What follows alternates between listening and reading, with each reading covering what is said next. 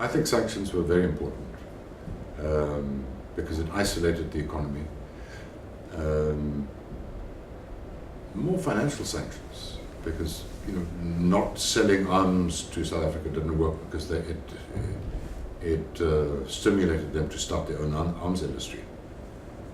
Not selling oil stimulated them to start oil from coal process.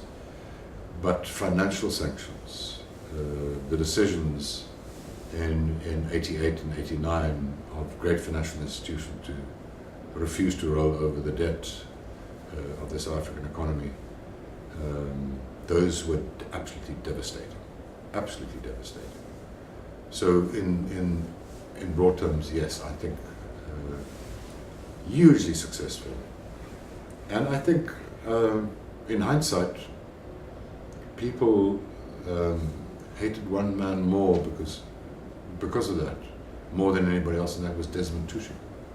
Because he was a priest, he was inside the country, he wasn't in the ANC, he wasn't in exile, and he became the internal strongest voice to say, yes, we want sanctions. And he was listened to in the world, because he was the pastor to the nation. He was not a radical, he was not ANC, he was not a communist. And I think he has a strong feeling of satisfaction that that was the right way.